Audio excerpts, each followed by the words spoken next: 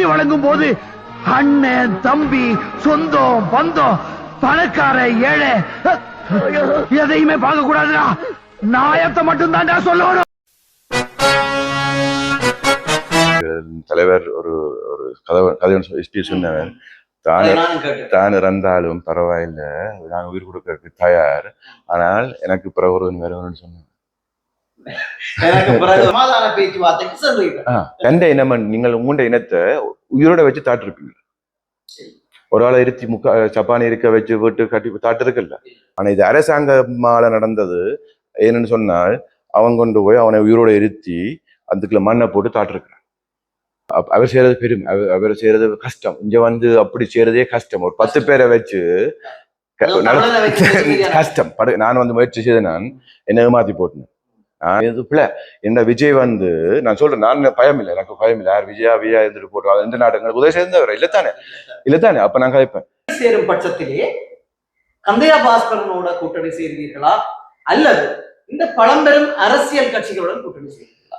அது சொன்னால் அவையில் வந்து என்னோட வந்து சேரல. அப்படி ஒரு கேள்வி அதாவது டயஸ்போராக்களாக இருக்கட்டும் அல்லது இங்க இருக்கின்ற அர்ஜுனா போன்றவர்கள் அல்லது பழம்பெரும் அரசியல்வாதிகள் முடிந்தால் நீங்கள் என்னுடன் வந்து இல்ல. நான் சொன்ன நாங்கள் ஒன்று சேரத்தான் வந்தேன். நான் உதிரையும் எதிரியாக்க நீங்கள் முதல் கேள்விக்கு கூறுகிறீர்கள் அவர்கள் என்னிடம் வரலாம், அவையிலும் வரலாம் தான். எல்லாம் ஒன்று சேரல. இந்த கேள்விக்கு பதில் கூறுகிறீர்கள் ஏன் நான் சேரக்கூடாது என்ற கேள்விக்கு இல்ல. அவங்க வந்து நீங்க முதல் போராளி அப்படின்னு சொன்னீங்க. அதால அவங்களுக்கு ஒரு மரியாதை கொடுக்கத்தானே தேவை. ஏனென்றா அவங்க அங்கிட்ட உயிர் கொடுக்கத்தானே தயாராயிருந்து போராடினாங்க. அதான்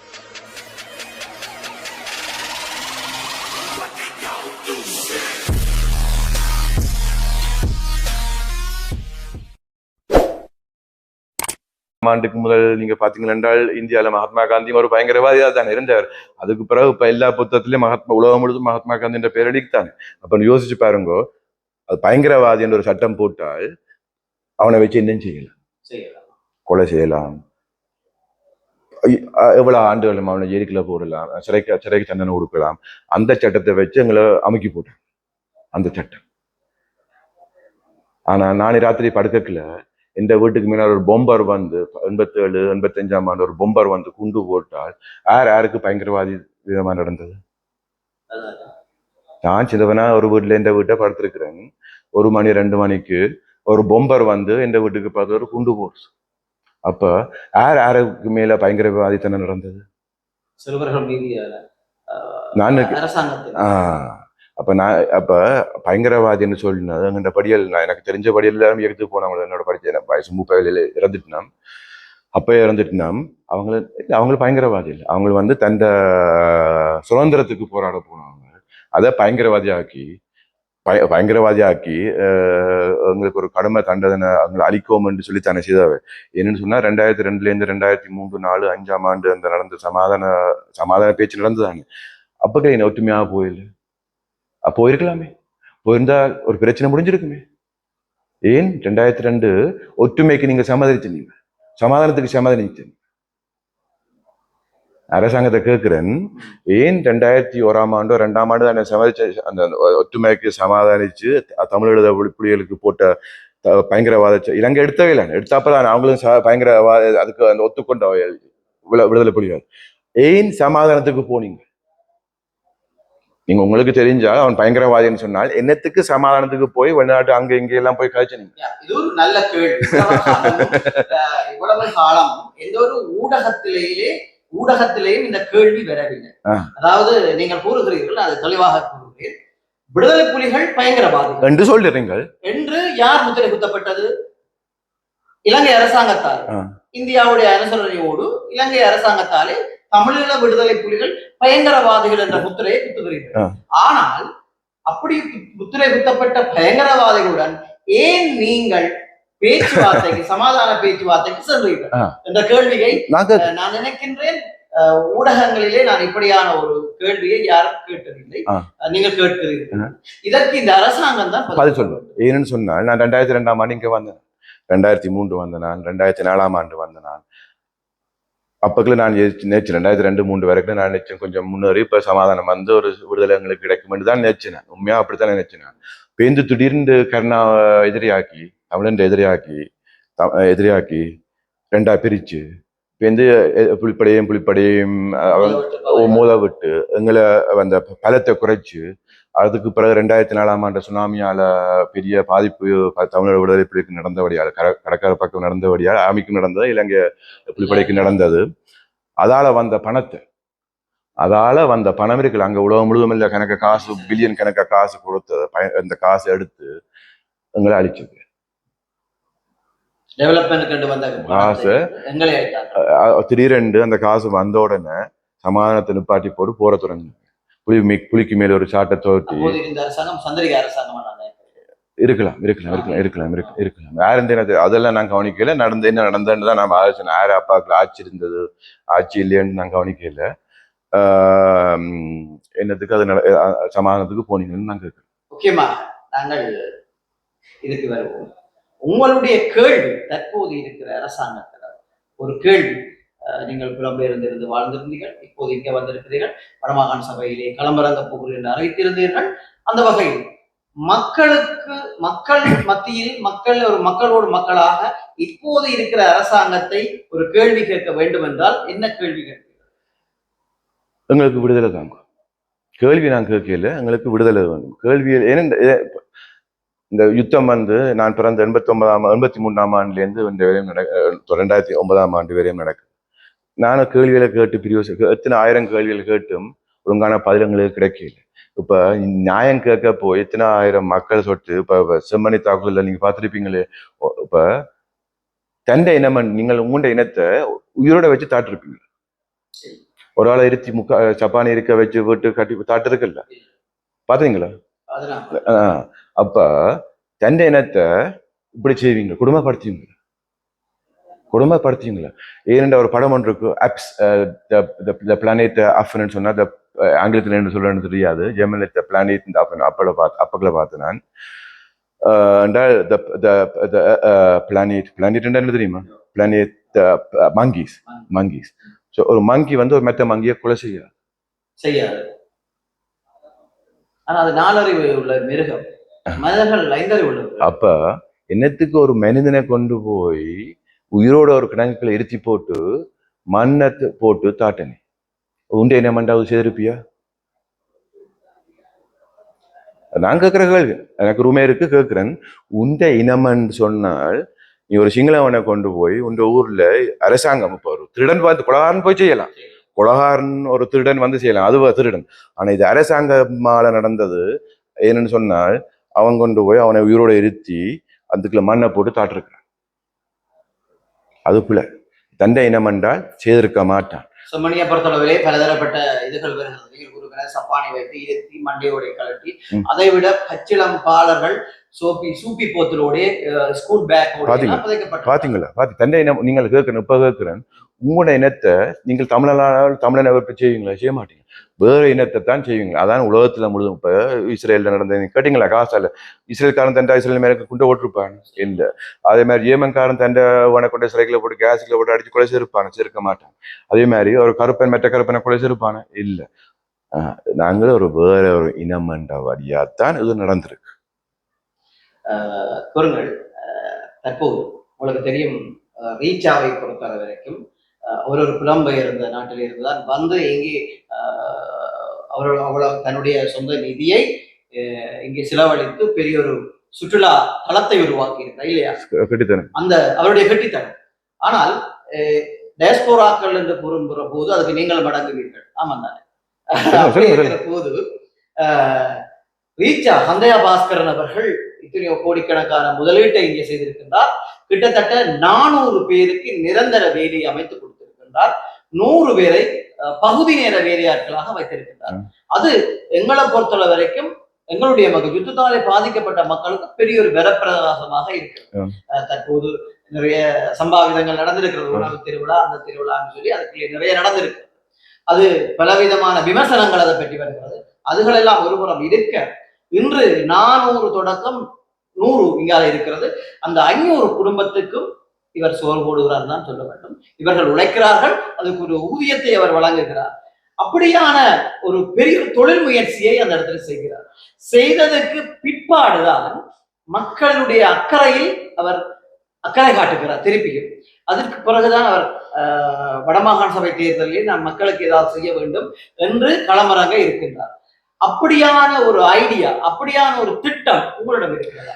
நான் வந்து என்னட்ட கம்பெனி இருக்கு. நான் வந்து என்ன செய்யப்பேன்னு சொன்னால், அவர் செய்யறது பெரும், அவர் செய்யறது கஷ்டம். இங்க வந்து அப்படி செய்யறதே கஷ்டம். ஒரு 10 பேரை வச்சு கஷ்டம். நான் வந்து முயற்சி செய்து நான் என்ன ஏமாத்தி போட்டேன். நான் வந்து முயற்சி செய்து நான் வந்து முயற்சி செய்தேன். 2013, 14, 15ஆம் ஆண்டு நான் அங்க போயிட்டு போட்டு வாரக்குந்தேன். இங்க வந்து நான் ஒன்றும் நடக்கல, ஒரு வேலை ஒன்றும் நடக்கல. ஆனா அவர் நின்று செய்யறபடியே அது கொஞ்சம் நடக்கிறது, அது கஷ்டம். அதே மாதிரி அன்றைக்கு அந்த உணவு திருவிழா 3000 ரூபாய்க்கு உணவு திருவிழா நடந்ததில்ல. 3000 ரூபாய்க்கு இப்போ நான் இப்போ நேற்றைக்கு ஹோட்டலுக்கு போட்டு நிலாவளியில ஹோட்டலில் தங்கினா அங்கே ஒரு நாளைக்கு 80,000 ரூபாய். ஒரு நாளைக்கு 80,000 ஹாஃப் போட் ஃபுல் ரூமாத்து போகிறது 80,000 ரூபாய். அப்போ பாருங்க, 3000 ரூபாய்க்கு அது மத்தியான சாப்பாடும் 2 மணி 1.5 மணித்தாலும் பிரேக்ஃபாஸ்ட் லஞ்ச் மத்தியானம் 1.5 மணித்தாலும் பின்னரம் ராத்திரி லஞ்ச் 1.5 மணித்தாலும். அப்ப அவர் 3000க்கு வாங்கினதான் ஒரு சின்ன ஒரு பிள்ளை என்னன்னு சொல்லியிருந்தார். அது வந்து 3000க்கு அது கட்டுப்பாடு அந்த ஆச்சு. அவர் நல்லதான் செய்ய போனவர். ஆனா அது பிள்ளையா போட்டுது அவருக்கு. அவர் அப்படி நடந்ததுக்கு ஒரு பிள்ளையா போட்டுது, அது ஒரு இதா போட்டுது. ஆனா அவர் முயற்சி பண்ணவர் நல்லது எங்கள்ட பிள்ளைகளுக்கு எங்க ஊர்க்காரனுக்கு காட்டும். என்னன்னு சொல்லிட்டு இது நீங்கள் வெளிநாட்டுல போனாலும் இது அனுபவிக்கலாம். என்ன சொல்லிட்டு இப்படி ஒரு ரீச் ஆண்ட மாதிரி ஒன்று போய் இப்படி ஃபுல் டைம் சாப்பாடு செய்யறா 100-150 யூரோ கட்டித்தான் உடுக்குள்ள போகலாம். ரெண்டா கணக்கு போடுங்க, 60,000 யூரோ கட்டித்தான் 50,000 60,000 யூரோ போனா you can eat, you can என்னவும் செய்யலாம், எவ்வளவு சாப்பிடலாம். அங்க 100, 50, 70, 80 பார்க்க பொறுத்தது. சரியா? எங்கண்ட ஆக்கள் வெளிநாட்டு ரெஜிஸ்போரா இருக்கிற ஆக்களை பெரிய நான் ஒன்றும் கதைக்க விருப்பப்படையில. ஆனா அவர் முயற்சி பண்ணது நல்ல ஒரு முன்னேற்றம், வடமாகாணத்துக்கு ஒரு நல்ல ஒரு முன்னேற்றம். அவருக்கு என்ன சொல்ல விருப்பம் இருப்பாருன்னா, இன்னொருக்கு அவர் செய்ய விருப்பப்பட்டா செய்யலாம். அடுத்த முறை அந்த கொண்ட்ரோல்ல எவ்வளவு பேரை விட்டுறார், அந்த 3000, 5,000, 6,000, 7,000 ரூபாய் உயர்த்தி அதுவும் வந்து ஒரு கட்டுப்பாடு வச்சிருக்கோம். நீ வெளில சாப்பாடு இருக்கு, அப்படி டிக்கெட் நீ 10 சாப்பாடு டெஸ்ட் பண்ணலாமோ, அப்படி கணக்கு வாய்ப்பு இருக்கு. அப்படி செய்தாண்டா அவர் கட்டித்தனமா முன்னேறு இன்னும் முன்னேறி கொண்டு வருவார். ஏன்னு சொன்னால் இப்படியான ஆட்களை ஒரு அது மனது பாதிப்பு. என்னன்னு சொல்லுங்க, அப்ப நீங்க கஷ்டப்பட்டு காசு உழைச்சு இங்க வந்து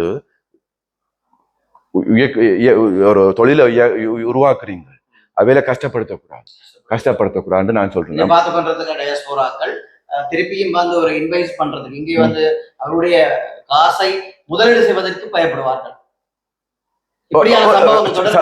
இல்ல எங்கண்ட ஆக்களுக்கு இப்படி ஆக்கள் வந்தால் அரசாங்கம் மூலமாவோ இப்படி அவைகளுக்கு உதவி செய்து கொடுத்து நல்ல வழிக்கு செய்து கொடுத்தா நல்ல வடிவா ரன் பண்ணலாம்.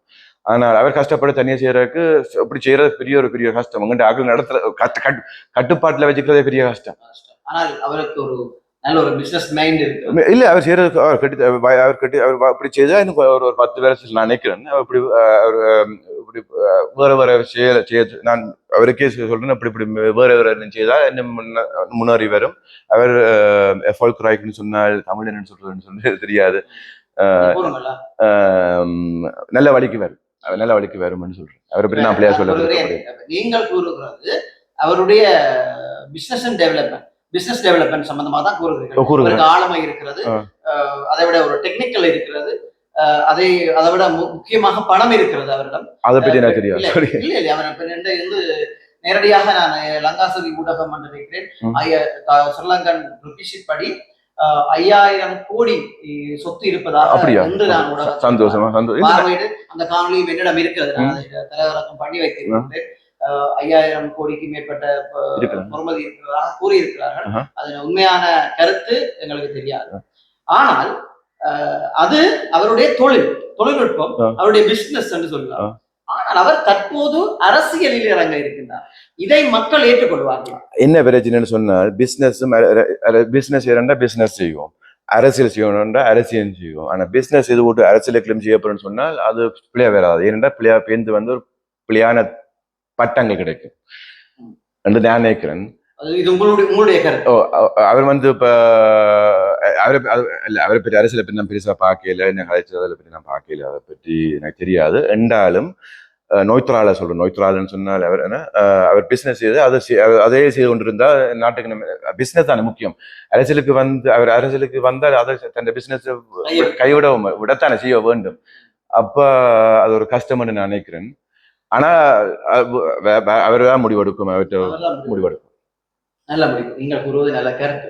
நீங்கள் கூறுங்கள், இந்த இந்தியாவிலே தமிழ்நாட்டிலே இது ஒரு பிரச்சனையாக இருந்தது. எப்படி என்று சொன்னால், தமிழ்நாட்டு முதலமைச்சர் வேட்பாளராக அல்லது தமிழ்நாட்டு பிரதமர் இப்ப தற்போது மதிப்புக்குரிய விஜய் அவர்கள் இருக்கிற மாதிரி சூப்பர் ஸ்டார் ரஜினிகாந்த் அவர்களும் போட்டியிடுவதற்கான தயார் நிலையில் இருந்தார். அழைப்புகளை விட்டு இருந்தார், நான் அரசியலுக்கு வரப்போகிறேன். அப்போது தமிழ்நாட்டில் இருக்கின்ற நாம் தமிழர் கட்சி ஒருங்கிணைப்பாளர் எங்களுடைய சீமான் அண்ணா அவர்கள் அவரை வரக்கூடாது, தமிழனை தமிழன் ஆள வேண்டும் என்ற ஒரு கருத்தை கொண்டு வந்து அவரை அடித்து நிப்பாட்டி விட்டார். அது சரி. ஏன்னு சொன்னால், இப்போ அதான் சிங்களவன் வந்து எங்க ஆள்றது நாங்கள் சொல்ல மாட்டோம்னு சொல்றது தானே. அதே மாதிரி இப்ப சீமான் ரஜினிகாந்த் கேரளா நினைக்கிறேன், கேரளா மாவட்டமோ ஆந்திரா பிரதேஷ் மேல் ஆந்திரா பிரதேஷ் நினைக்கிறேன். அப்ப அது சரிதான். அவர் தமிழ் நடிகரா இருந்துட்டு போட்டுக்கும். ஆனா நடிகருக்கும் அரசியலுக்கும் சம்பந்தமே இல்லை. இப்ப இந்தியாவில தமிழ்நாட்டை நீங்க பாத்தீங்கன்னு சொன்னால், எல்லா நாடு இப்ப கடந்த 40, 50, 60 வருஷம் ஜெயலலிதா, எம்ஜிஆர், விஜய் நடிகரா வந்து மக்களை கவர் பண்ணி அந்த நீங்கள் விஜயை பற்றி நான் குறை சொல்ல போறேன். என்னன்னு சொன்னால், இந்தியாவில நடக்கிற அவற்றை படம் முழுதும் அவற்றை படத்துல முழுதிலும் அந்த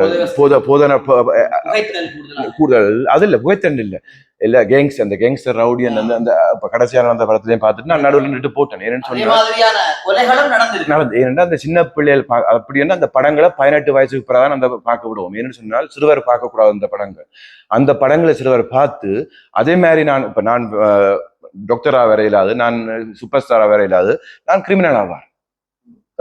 ஒருவன் வந்து அதுக்கு முடிவெடுப்பான், மற்றவன் வந்து கிரிமினல் ஆவாரதுக்கு முடிவெடுப்பான். அந்த படங்களை 18, 16 வயசுக்கு பிறகுதான் அந்த படங்களை பார்க்க விடும். இதை நிப்பாட்டுவோம். இது பிள்ளை. என்ன விஜய் வந்து நான் சொல்றேன், நான் எனக்கு பயம் இல்லை. யார் விஜயா இருந்துட்டு போட்டோம், எந்த நாடகங்களுக்கு உதவி சேர்ந்தவர் இல்லத்தானே. அப்ப நான் கதைப்பேன். என்னன்னு சொன்னா, அந்த படங்களை அவர் செய்யற படங்களாலதான் கவர் பண்ணி எங்களை பிரைன் வாஷிங்னு சொல்றாங்க செய்துதான் இந்த பதவி எடுத்தார். அவர் திறமையில அந்த பதவி எடுக்கல. இந்த கதையை ஏன் நான் தமிழ்நாட்டு அரசியல் இதுக்குள்ள கொண்டு வந்தேன் என்றால், தமிழ்நாட்டு அரசியலாக இருக்கட்டும். ஆனால் எங்கட இடத்திலேயே இப்படியான ஒரு பிரச்சனை தற்போது வந்து கொண்டிருக்கிறது. உதாரணத்துக்கு சொல்ல போனால், அதுதான் உதாரணத்துக்கு அவரை சொன்னீங்க, ரஜினிகாந்த்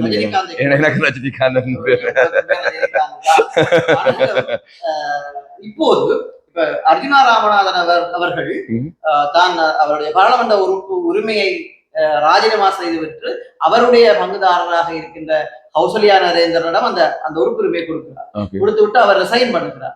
ரிசைன் பண்ணி விட்டு அவர் என்ன செய்கிறார்னா, வடமாகாண சபை முதலமைச்சர் வேட்பாளராக போட்டியிட இருக்கு, அதுக்குரிய ஆயத்தங்களை செய்து வருகிறார். ஆனால் இன்று அர்ஜுனா ராமநாதன் கூறி வருகிறார் என்று சொன்னால், செழியன், அதாவது எங்களுடைய முன்னாள் நீதி அரசர் மதிப்புக்குரிய இளஞ்செழியன் ஐயா அரசியலுக்கு வர வேண்டாம், வரக்கூடாது. அதே மாதிரி எங்களுடைய இருக்கின்ற கந்தையா பாஸ்கரன் அவர்களும் இந்த தேர்தலிலே வரக்கூடாது, அவர் அப்படியானவர், இவர் இப்படியானவர் என்ற, அது அர்ஜுனா ராமநாதன் மட்டுமல்ல, எங்களுடைய இருக்கின்ற அரசியல் கட்சிகளும் ஒவ்வொரு புதிய முகங்கள் வருவதற்கு தடை போடுகிறார்கள். ஏன் அந்த தடை? நான் என்ன சொல்றேன்னு சொன்னால், இந்த ஈழத்துல பிறந்த எல்லா தமிழனுக்கும் அந்த உரிமை இருக்கு. ஒருதராலும் அது சொல்ல முடியாது, நீ வரக்கூடாதுன்னு சொல்ல முடியாது. அவனுக்கு அந்த தகுதி இருந்தால், அந்த திறமை இருந்தால், அவருக்கு வர ஏழுமன்றா வா. ஆனா மற்றவன் வந்து நீ இப்படி வரக்கூடாது, நீ இப்படித்தான் இருக்கிறோம் சிங்களவன் நாங்க இப்படி இருக்கோம்ன்ற மாதிரி, நாங்க எப்படி இருக்க வைக்கிற மாதிரி மற்றவனுக்கு கூறக்கூடாது. நீ உங்க திறமையை காட்டி முன்னுக்கு போ. மற்றவன் இப்படி நீ வந்தா நான் தோத்து போடுவேனோ, நான் வென்றுவேன், அப்படி அது அந்த பயம் இருக்கிறது அரசியல்வாதிகளிடம். அதாவது இப்ப நோமலாக நான் கூறுகிறேன் என்றால், இப்ப உங்களுடைய பெயர் ரஜினிகாந்த் என்று கூறுகிறேன். இப்போ ரஜினிகாந்த் அண்ணா வந்து முதலமைச்சர் வேட்பாளராக வந்தால், இங்கு இருக்கிறவர்களுடைய முதலமைச்சர் கனவு நான் விட மாட்டேன். நான் வந்து வருவேன். ஏனென்றால் எனக்கு அந்த படிப்பறிவு இருக்கு, எனக்கு தகுதி இருக்கு, எனக்கு துணிச்சல் இருக்கு. வேற என்ன தேவை? நீங்கள் சொல்லுகிறீர்கள் நான் ஜெர்மனியில் பிறந்து வளர்ந்தவர். இல்ல இங்க பிறந்தேன். இங்க பிறந்தேன். நீங்க ஜெர்மனியில் படித்திருக்கீர்கள். படிச்சேன். இங்க இருக்கிறவர்களும் டாக்டராக இருக்கிறார்கள், சட்டவாளர்கள். உங்களுக்கு தெரியுமோ தெரியாது, உங்களுடைய முன்னாள் நாடாளுமன்ற உறுப்பினர் ஜனாதிபதி சட்டத்தரணி சுமந்திரன் அவர்கள் இருக்கிறார்கள். படித்த மேதைகள் இருக்கிறார்கள். அவர்கள் எல்லாரையும் விட்டு நீங்கள் கூறுகிறீர்கள், நான் வந்தால் இந்த மக்களுக்குரிய சரியான தீர்வை பெற்றுத் தருவேன், அல்லது நான் விடமாட்டேன், நான் கட்டாயம் பொது தேர்தலில் வருவேன் என்று. வாழ்க்கையில எல்லாருக்கும் படிப்பு இருக்கு, எல்லாரும் படிச்சிருக்கணும். 13ஆம் ஆண்டு 12ஆம் ஆண்டு 10ஆம் ஆண்டு வரையும் படிச்சாலும் காணும். வாழ்க்கையில என்ன தேவை வேண்டாம்? அனுபவம் தான் தேவை. படிச்சு போட்டு புத்தகத்துல எந்த நேரம் அனுபவம் இல்லையா? இல்ல, இப்போ ஒரு அனுபவம் வந்து வெளிநாட்டு சில நாடுகள்ல போய் இந்தியாவுக்கு போனா பெரிய அனுபவம் இல்லை, போனாலும் ஒரு அனுபவம் கிடைக்கும். அதே மாதிரி நீங்க சிங்கள ஏரியால போயிருந்தாலும் வேற அனுபவங்கள் உங்களுக்கு கிடைக்கும். அதே மாதிரி நீங்கள் 5, 6, 10, 15, 20 நாள்ல போய் இருந்து தொழில் செய்யும். வீட்டுல இருந்து சாப்பிட்டுட்டு நான் கம்ப்யூட்டர்ல படிச்சு போட்டு வந்தா படிச்சவன் இல்லை. படிப்பென்றால் அனுபவம் தான் படிப்பு. உலகளவு ரீதியான அனுபவம் தேவை. ஏனென்றால் படிப்பே இல்லை, கணக்க பேர் இருக்கு, லட்சக்கணக்கான மக்கள்கிட்ட படிப்பு இருக்கு. எங்க எல்லாரும் படிச்சு காட்டு கொலிச்சில படிச்சு முடிப்பேருக்கும் படிப்பு இருக்கு. அதுதான் படிப்பு எல்லார்டையும் இருக்கு. ஆனா அனுபவம் முக்கியம். அனுபவம் இல்லாமல் இப்ப சில பேருக்கு வந்து அனுபவம் முக்கியம். அனுபவம் இருக்கு. வேற ஒரு சிஸ்டம் எல்லாம் இந்த மாதிரி வேற நாட்டுக்காரன் தண்டை நாட்டை ரன் பண்றான் முக்கியம். அல்லாட்டில் இப்ப ஒரு கஷ்டப்படாமல் வாழ்ந்தவனுக்கு கஷ்டத்தை பற்றி சொல்லிட்டா பெரிய யோசனை இல்லை. உண்மையா இல்லையாப்ப? நீங்கள் வாழ்க்கையில் ஒரு நாளும் கஷ்டப்படாமல் இருந்திருந்தீங்கன்னு சொன்னால் உங்களுக்கு அதை பற்றி நான் உங்களுக்கு சொன்னால கஷ்டம் எப்படின்னு உங்களுக்கு சொன்னா உங்களுக்கு புரியாது. நான் நீங்க நம்ப மாட்டீங்க, 18 வயசுலயே அங்க நான் தனி வீடு எடுத்து நான் படிப்பு மூலமா வழியால போய் எந்த வேலையோ தொழில் ஒன்றும் இல்லாம காசு இல்லாம இருந்தேன். நான் ஒரு 2-3 வருஷம் என்னோட பெருசா காசு இல்லை. ராத்திரி பக்கத்துல போத்தல் பொறுக்கி அந்த போத்தல கிளம்புற கொண்டு வித்து 2 வருஷம் இல்லை, ஒரு 2-3 மாதம் அப்படி சில நேரம் இருக்கு வித்து ஒரு 5 மார்க். அப்பெல்லாம் மார்க் இப்பதான் யூரோ வந்து அப்பெல்லாம் மார்க் இருந்தது. 4-5 மார்க் வரும். அந்த மார்க்கில் கொண்டே காசு கொடுத்து கடையில கொண்டு வித்து அதை பானும் ஒரு 10 முட்டையும் ஒரு வெங்காயம் ஒரு உப்பும் எண்ணெயும் வாங்கி பொறிச்சு அதை ஒரு மாதம் 2-3-4 மாதம் சாப்பிட்டு அப்படி வாழ்ந்துருக்கிறேன். அது நிறைய சில நேரம் பட்டினி, ஒரு நாள் 2 நாள் பட்டினியும் போட்டிருக்கிறேன். பட்டினி போட அவனுக்கு பட்டினியை பற்றி சொன்னா அவனுக்கு விளங்காது. நான் எல்லா நேரத்திலையும் விழுந்து இழந்திருக்கிறேன், மேலேயும் போயிருக்கிறேன். அதே மாதிரி கணக்கும் அனுபவிச்சிருக்கிறேன். அதால அனுபவம் ஒரு முக்கியமானது. நான் நினைக்கிறேன் நீங்கள் என்ன கூற வருகிறீர்கள் சொன்னால், தற்போது வடகிழக்கில் இருக்கின்ற இந்த அரசியல்வாதிகள் மக்களை மதிக்காமல், மக்களுடைய கஷ்டத்தை உணராமல், தாங்கள் பாராளுமன்ற உறுப்பினர் என்ற ஒரு ஆணவத்துடன் நடைபெறுகிறார்கள் தான் கூற வருகிறேன். அதை விட நான் முக்கியமான ஒரு கேள்வி கேட்கிறேன், மக்கள் சார்பாக ஒரு கேள்வி. நீங்கள் பல காலங்களாக எங்களுடைய நாட்டை விட்டு புலம்பெயர்ந்திருக்கிறீர்கள். எங்களுடைய மக்களோடு மக்களாக ஒரு சில அரசியல்வாதிகள் இங்கே பல கஷ்டங்களை அனுபவித்திருப்பார். சரி, நான் கண்ணால் காண்றேன். என்ன முக்கியம்னு சொன்னால், எங்களுக்கு ஃப்ரீ மெடிசின் ஏமெல்ல வந்து எல்லாருக்கும் அங்க பிறந்த மக்கள் முழு பேருக்கும் ஃப்ரீ மெடிசின் சொன்னாரு. உங்களுக்கு கிட்னி இப்ப அந்த பள்ளிக்கூடத்துறையில ஒரு MP ஒரு ஆள் கிட்னி பிரச்சனையால் அவருக்கு அந்த காசு இப்பதான் அவரை தெரியும், எனக்கு யாருன்னு தெரியும். அவருக்கு அந்த பணம் தேடப்பட்டபடியா கணக்கு பேர் பணம் கொடுத்தவே இல்லைன்னு. இப்போ சிவாஜிலிங்கம் ஐயா இதை குறிப்பிட வேண்டும். சிவாஜிலிங்கம் ஐயா அவர்களுக்கு முதல் நிதி தேவை என்று சொல்லி எங்கள் ஊடகத்தான் நாங்கள் முதலாக நாங்கள்லாம் அதை அறிவோம். அதை நான் பார்த்தபடியே தான் சொன்னேன். எனக்கு அவரை முதல்ல எனக்கு தெரியாது. நான் நியூஸத்தான் வாசிச்சேன். ஆக்களின் பேர் எனக்கு முக்கியம் இல்லை. இப்ப அவர் வந்து இப்ப MP என்னபடியால் 10 பேர் வந்து காசு பணம் கொடுத்தாரு. இப்ப உங்களுக்கு அப்படி நாளைக்கு நடந்தா உங்களுக்கு யார் பணம் தருவீங்க? உங்க அம்மாவுக்கு இப்படி நாளைக்கு நடந்தா யார் பணம் தருவீங்க? அதான் நான் வந்தேன். எங்களுக்கு எல்லா மக்களுக்கும் ஃப்ரீ மெடிசின். அரசாங்க தொழிலாளிக்கு தான் இந்த நாட்டில் பென்ஷன் இல்ல. ஜெர்மன் சிஸ்டம் மாதிரி எல்லா நாட்டில் பிறந்து அங்க நாட்டில் பிறந்து வேலை செய்யற 65 பொம்பளைகளுக்கு 63, ஆம்பளைகளுக்கு 65-67 வயசுல எல்லாருக்கும் பென்ஷன். அதே மாதிரி எஜுகேஷன் சிஸ்டம் ஃப்ரீ எஜுகேஷன் சொன்னா நான் டியூஷன் பாட்டப்பேன். என்னென்னா எங்கள்ட மாணவரை வச்சு கொடுமை செய்யறாங்க. எங்கள்ட பிள்ளைகளை இளைஞரை வச்சு எங்கள்ட வாத்தியார் வந்து அங்க ஒரு சட்டமன்றம் இருக்கு. ஒரு வாத்தியார் வந்து ஃபுல் டைம் ஒரு பாடசாலையில பாடம் படிப்பிச்சார் என்றால் அதே தொழில அவர் வேற தொழில செய்யக்கூடாது. இங்க நடக்குதுன்னு சொன்னால் இங்க ஒழுங்கா படிப்பிக்காமல் பின்னரும் டியூஷன்ல படிப்பிக்கிறது பிள்ளை. ஏன்னா மாணவன் நேரத்தை மிச்சம் அணைக்கணும். முழு மாணவருக்கும் ஸ்போர்ட் கிளப் பண்ணுறோம். என்னடா football club, cricket club, basketball club, swimming club, அதே மாதிரி பொம்பளைகளுக்கு எல்லாம் சுதந்திரம் கொடுத்து பொம்பளையில எங்கள்ட பொம்பளை எடுத்து இதாக்கும் பவர்ஃபுல்லாக எங்கள்ட பொம்பளை பவர்ஃபுல்லாகும். அவைகளுக்கு ஸ்போர்ட் கொடுப்போம். அதே மாதிரி குதிரையோட மாதிரி நீந்த எல்லாம் சொல்லிக் கொடுப்போம். எங்கள்ட பொம்பளை நாங்கள் கட்டுப்பாட்டில் வச்சிருக்காமல் அவையில நாங்கள் வெளிவிட்டா தான் எங்க நாடு முன்னேறும். ஏனென்றா அரைவாசியே பொம்பளை, அரைவாசி ஆம்பளை, அரைவாசி பொம்பளை. அப்ப நாங்கள் எங்களை பொம்பளையிலையும் அதே சேமே அதே சமனாக்கி ஸ்போர்ட் கிளப் நீந்த விடுவோம். எங்களை பாருங்க, ஒலிம்பிக்ல இந்தியால 1 பில்லியன் மக்கள் இருக்கிறாங்க. எத்தனை பேர் ஸ்போர்ட்ல பங்கு இருக்கு? அதே மாதிரி இலங்கை தமிழர்ல இல்ல. எங்கட நாட்கள் மக்களை எங்கட படியில இல்ல. உங்களுக்கு திறமை இருக்கு, ஒரு திறமை இருக்கு. அந்த திறமையை பழக்கினா தான் எங்கட படியில் முன்னேறி கொண்டு போவோம். அதால் எங்கட படியில் ரோட்டு வழியை தெரிஞ்சு மோட்டர் சைக்கிள் ஓட்டு அடிபட்டு சாகுறாங்க. அதே மாதிரி எங்க டேக்ஸ் சிஸ்டம் மாற்றம் என்னன்னு சொன்னால், ஒரு இளைஞர் ஒரு வாகனம் வாங்க போனால் ஒரு 18 வயசு 19 வயசு ஆச்சு. வாகனம் வாங்க இயலும் அவங்களால இல்ல. ஏமன்லே அங்கு 18 வயசு 19 வயசு படி என் தண்டை காசு ஒரு தொழில் இருந்தால் ஏன் அவன் 6 மாதம் வேலை முடிஞ்சு ஒரு கம்பெனியில சேர்ந்து இன்னொரு தொழில் செய்யறான். என்ன ஒரு கிளீன் பண்றானோ, சமையல் சாரனோ என்னென்னாலும் பரவாயில்லை, வேலை செய்யறேன். வேலை ஒன்று சேர்ந்து அந்த கான்ட்ராக்ட் கொடுத்தா அப்புறம் 6 மாதம் முடிஞ்ச உடனே நான் பேங்க் லோன் கொடுத்தோன்னே எனக்கு லோன் தரான்னு உடனடியாக நான் கார் ஒன்று புது கார் ஒன்று வாங்குறேன். கார் வாங்கி நான் இருந்து பர்த்டேக்கு யாழ்ப்பாணத்துல இருந்து கொழும்புக்கு போற வழியில ஒன்று ஆக்சிடென்ட் வந்தாலும் எனக்கு ஒரு சேஃப்டி ஒன்று இருக்கு. ஆனா எங்கண்ட பிள்ளைகள் மோட்டர் சைக்கிள்ல போய் யாராச்சும் ஒரு நாய் கொண்டு ஓடுனால் செகண்ட் சறுக்கி விழுந்து கால் உடைஞ்சோ கை உடைஞ்சோ இறந்து போறாரு. எத்தனை பாதிப்பு நடந்திருக்கு இப்படி. அதே மாதிரி எங்கட இளைஞருக்கு வாகனம் வாங்கத்தக்கனியா இப்படி சிஸ்டம் மாத்தினால் எங்கட டேக்ஸ் சிஸ்டம் மாத்தும். அது 200-300 வீதம் அந்த சிஸ்டம் பிள்ளை 19 விஜயம் இல்லை 19-20 வீதம் ஒரு வாகனம் வாங்கினா 19 டேக்ஸ். அதே மாதிரி ஒரு நான் ஃப்ரிட்ஜ் வாங்கினா 19 டேக்ஸ். என்ன வித்தியாசம் இல்லை, உண்மையா இல்லையா?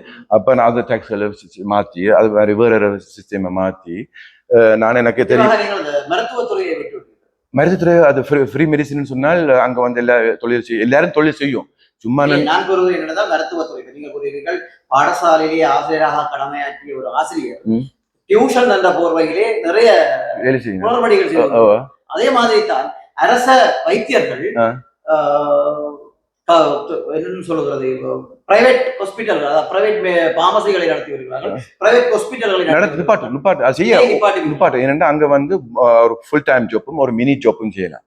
அதுக்கு மேல நீ செல்ஃப் எம்ப்ளாய்மெண்டா நீ என்ன செய்யலாம்?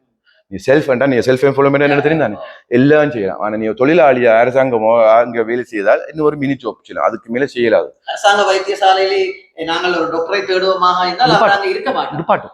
அதே அரச வைத்தியர் தனியார் ஒரு வைத்தியசாலையில பணியாற்றி கொண்டு நிப்பாட்டு. அது செய்யக்கூடாது. சட்டப்படி த்ரோவும் செய்யணும். வேணும்னு சொன்னால் எனக்கு தெரியும், முந்தைய கேள்விப்பட்டேன்னா நான் உண்மையாண்டு பார்த்தா நீங்க சொல்றீங்க அது செய்யறது பிள்ளை. ஏனென்றா அங்கேயும் காசு ஃப்ரீயா வாங்கி கொண்டு அங்கேயும் ஃப்ரீயா அந்த தொழில் செய்து செகண்ட் வேலைன்னு சொல்லி அங்கேயும் உழைக்கணும். அது பிள்ளை. அது நிப்பாட்ட சட்டம் மூலமா நிப்பாட்ட வரணும். செய்தது கடமை. அப்படி அங்க செய்த எம்எல்ஏ செய்தா என்ன செய்வாங்க என்றால் அரசாங்கம் ஃபைன் அடிச்சு அரசாங்கத்தை ஏமாற்றி சட்டம் எதிராக நடந்தால் அரசாங்கத்தை ஏமாத்தினால் அங்க கடுமையான தண்டனை. அரசாங்கத்தை ஏமாத்தினால் கடுமையான தண்டனை. அது காசும் தண்டனை, காசும் கட்டும், ஜெயில் சிறை தண்டனையும் கிடைக்கும். அப்படி தண்டனை கொண்டு வருவோம். ஏனென்றால் அதால்தான் பெரிய பெரிய பாதிப்பு நடக்குது. ஏனென்றால் அங்கே எத்தனை ஆஸ்பத்திரி இருக்கு இந்த ஊர்ல. அப்ப நீங்க சொல்றீங்க பிரைவேட் ஹாஸ்பிட்டல் இருக்குல்ல, அங்கேயும் வேலை செய்து இங்கேயும் வேலை செய்தால் என்னென்று உனக்கு இஞ்சி 8 மரத்தாலும் அங்கே 8 மரத்தாலும் என்னென்று வேலை செய்யணும் ஒவ்வொரு நாளும். அதுக்குள்ளதானே நீ உனக்கு பணம் காணாட்டி நீ இப்போ பெட்ரோல் சைட்லயோ சூப்பர் மார்க்கெட்லயோ ஃபுட் சிட்டிலயோ இல்லாட்டி வேற எங்கேயும் மினி ஜாப் பண்ண அங்கே இருக்கு, அங்கே போய் வேலை செய்யும். இல்லாட்டி எங்க வேற எங்க ஆஃபீஸ்ல இல்லாட்டி ஒரு லோயர் ஆஃபீஸ்லயோ எங்கேயாவது போய் வேலை செய்யும். ஆனா அதே தொழில் நீ செய்யக்கூடாது. அது அதே மாதிரி அங்க சட்டங்கள் படிச்சோட எனக்கு என்னோட லோ எல்லாம் படிச்சேன். எனக்கு மாஸ்டர் ஒன்று பட்டம் ஒன்று இருக்கு. அதால தெரியும் அந்த சட்டங்களை நான் கொண்டு வருவேன். எனக்கு தெரியும். நான் சொன்னேன், நான் இது எக்ஸாம்பிளுக்கு உதாரணத்துக்கு தான் இந்த பள்ளிக்கூடத்து உங்க மாணவராக எனக்கு முக்கியம். ஏன்னா அதான் எங்களுடைய எதிர்காலம். எங்களுடைய சிறுவர் தான் எங்களுடைய எதிர்காலம். அவங்களுக்கு நாங்கள் பலத்தை கொடுப்போம், அறிவை கொடுப்போம். அது படிச்சு முடிச்ச உடனே அவங்களுக்கு ஒரு ஆப்ஷன் கொடுப்போம். நான் சொல்றேன். நீங்கள் உங்களுக்கு தெரியும், தற்போது எங்களுடைய வடக்கிலே, முக்கியமாக சொல்ல போனால் வடக்கிலே இப்போது வடமாகாண சபை தேர்தல் வரப்போகிறது என்றது பின் கூட்டணிகள் சேர்ந்து வருகிறார்கள் பழம்பெரும் கட்சிகள். அப்படி கூட்டணி சேர்ந்து கொண்டிருக்கிறார்கள். அதே மாதிரி அர்ஜுனா போன்றவர்கள் சுயேட்சை கட்சியாகத்தான் தற்போது வலம் வந்து கொண்டிருக்கிறார்கள். இதை விட 2 கேள்விகள் இருக்கிறது. இதை விட உங்களை மாதிரி டயஸ்போரா என்று சொல்லப்படுகின்ற இன்னும் ஒரு தரம் இந்த இடத்துல இருக்கிறார், மதிப்புக்குரிய கந்தையா பாஸ்கரன் அவர்களும் இருக்கிறார். ஓகே.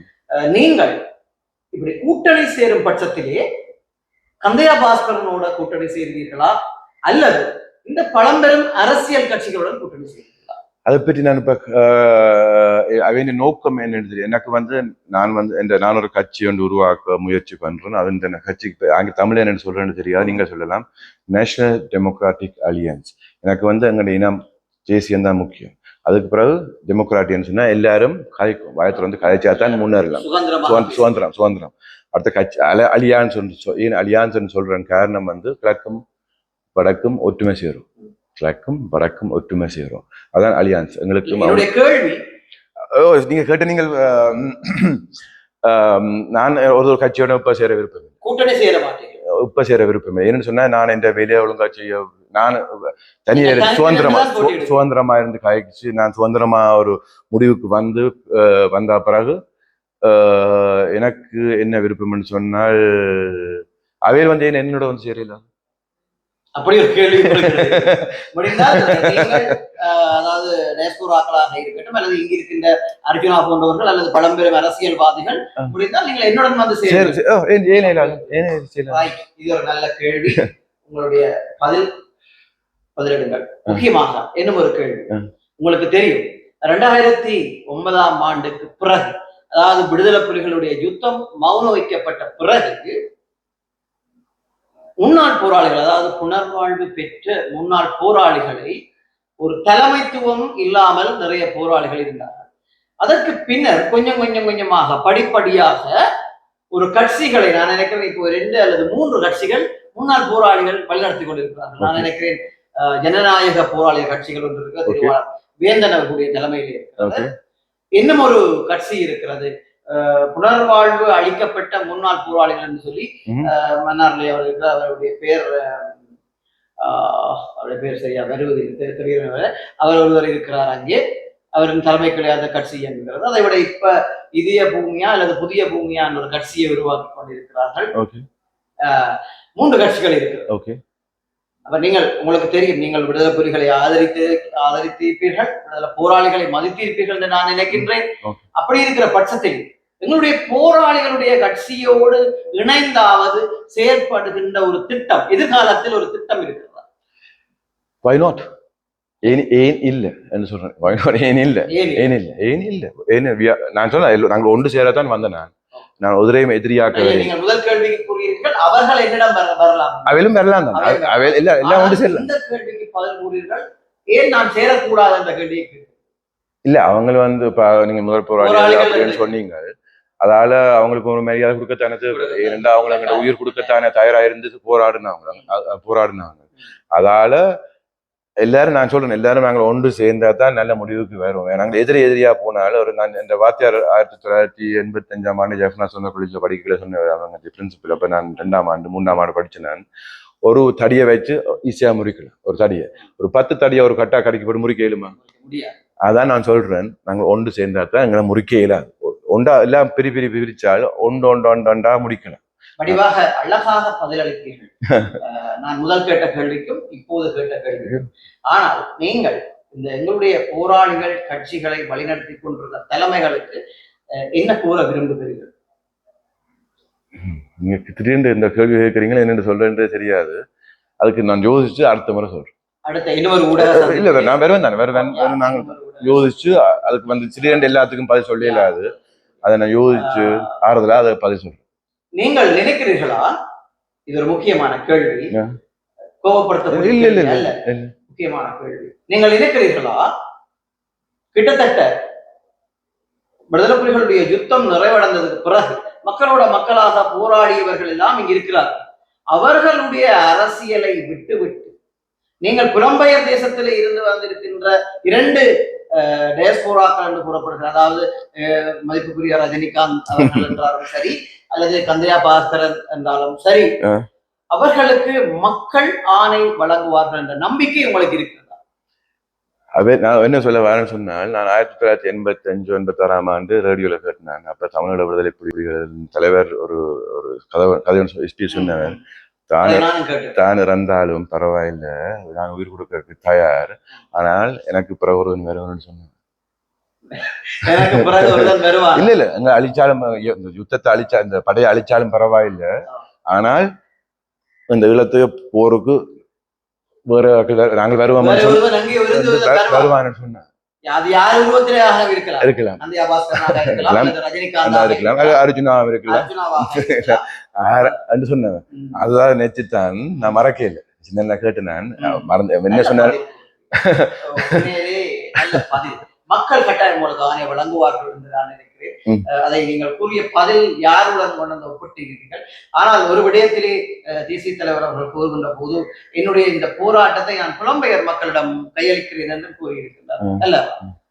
அதுக்கு என்ன கருத்து கூறுகிறீர்கள்? அதுக்கும் இப்பயும் என்ன சொல்ல வாருங்கள்? சில நேரம் சில பதில பேந்து என்ன சொல்றேன் அதுக்கு வந்து நான் யோசிச்சு நீங்க திடீர்னு கேட்கிற கேள்வி சந்திப்புல இந்த கேள்வியில கேளுங்க. சில கேள்விகளை பேந்தும் கேட்கலாம். ஏன்னா எல்லா கேள்வியும் ஒரேடியா கேட்க முடியாது, எல்லா பதிலும் நான் ஒரேடியா சொல்ல முடியாது. ஏன்னா எனக்கு நேரம் ஆகிவிட்டது. நீங்களும் அந்த எங்களுடைய மக்களுக்கு ஏதாவது செய்ய வேண்டும். இல்ல சொல்ல விருப்பப்படுறேன். என்ன சொல்ல விருப்பப்படுறேன்னு சொன்னால், எங்க தமிழ் மக்கள் நான் 1980ஆம் ஆண்டு போக்கும் முதல் எங்க மக்களுக்கு ஒழுக்கம் அண்டா என்னட்டு தெரியும், நேர்மை அண்டா என்னட்டு தெரியும், நேரம் அண்டா என்னட்டு தெரியும், ரோசம் அண்டா என்னட்டு தெரியும். மற்றவனை ஏமாத்தி வாழ்றது அந்த காலத்துல ஒரு தடவை மற்றவனை ஏமாத்தி வாழாமல் இருந்தது. தயவு செய்து தமிழனா இருந்துட்டு போங்கோ, நேர்மையா இருங்கோ, ஒற்றுமையா இருங்கோ, ஒழுக்கமா இருங்கோ, எல்லாம் நல்லபடியா வரும்.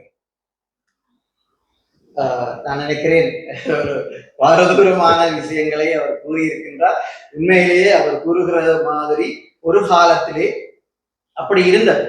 தற்போது அப்படியான சில சம்பவங்கள் எப்பயாவது நடைபெறுமா என்ற ஒரு கேள்வியாகத்தான் இருக்கிறது.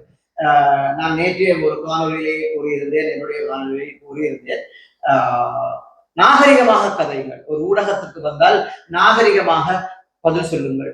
ஒருவர் ஒரு கேள்வியை கேட்டால் அது நீங்கள் அவரை பேசுவதாக இருந்தாலும் பரவாயில்லை, நாகரிகமான விதத்திலே தமிழிலே எங்களுடைய மொழி உலகத்திலே தலை சிறந்த மொழி தமிழ்.